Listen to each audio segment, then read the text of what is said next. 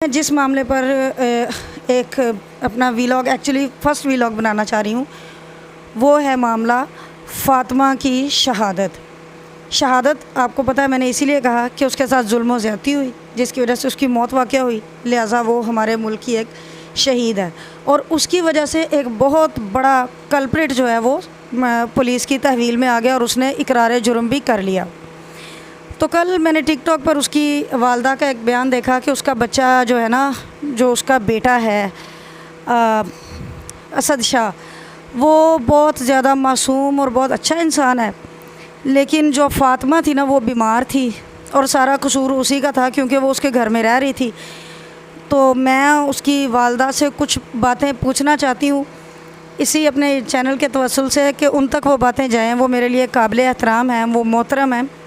वालदा तो मैं उन्हें अपनी नहीं कह सकती क्योंकि उनकी हरकतें ही ऐसी हैं कि ऐसी वालदा को तो वालदा कहने को किसी का भी दिल नहीं चाहता होगा, जिन्होंने इतनी अच्छी परवरिश अपने बच्चे की है कि उन्होंने कुरान उठाकर कहा कि मेरा बच्चा बेकसूर है और उनका बच्चा जो है पुलिस की तहवील में कह रहा है जी मैं गुनाहगार हूँ।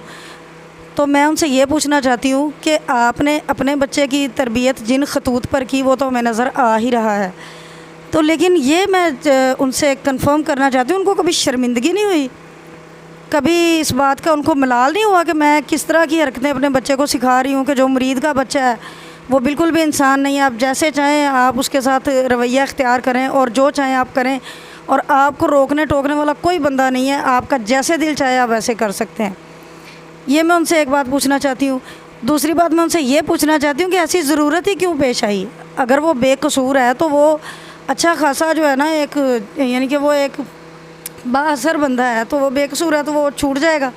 आपको आगे इस तरह की जो है वो सफाइयाँ देने की ज़रूरत क्यों पेश आई है? आप इस सारे मामलात में क्या कर रही हैं? और तब नहीं आपको नज़र आ रहा था जब वो इस तरह से दूसरों की बच्चियों के साथ हरकत व सकनात कर रहा था? और जिस तरह का उसका हवेली का जो है ना वो स्ट्रक्चर उसने बनाया हुआ है वो क्या चीज़ है? आपको तब कभी ख्याल नहीं आया कि मैं अपने बच्चे को समझाऊँ बुझाऊँ कि तुम इंसान कि उनको कभी ये ख्याल नहीं आया कि वो उस हवेली में जाएं और वो जो 100 200 400 बच्चियाँ हैं जो कि उस हवेली में एज अ सर्वेंट सिर्फ़ 2 टाइम का खाना खाने के एवज़ उनका काम कर रही हैं, वो उनको जाकर देखें, वो उन बच्चियों की हालत ज़ार देखें, वो उनको समझने की कोशिश करें कि कभी वो भी इस एज में थी, कभी उनकी भी बच्चियाँ भी शायद होंगी, उनकी बच्चियाँ भी थी। और असद शाह को कभी ये बावर नहीं करवाया कि जैसे तुम्हारी बेटियाँ हैं शायद हों भी, तो इनके साथ भी उसी तरह से रवैया रखो। या कि आपको यही सिखाया गया कि जो मुरीदैन के बच्चे होते हैं वो इंसान नहीं है, आप उनके साथ जैसा जी चाहे सलूक करें। और हैरत तो मुझे उन पेरेंट्स पर है जो अपने बच्चे इस तरह के लोगों के घरों में छोड़ देते हैं और फिर पलट कर पूछते तक नहीं। इतनी अंधी तकलीद तो कभी किसी की भी नहीं करनी चाहिए।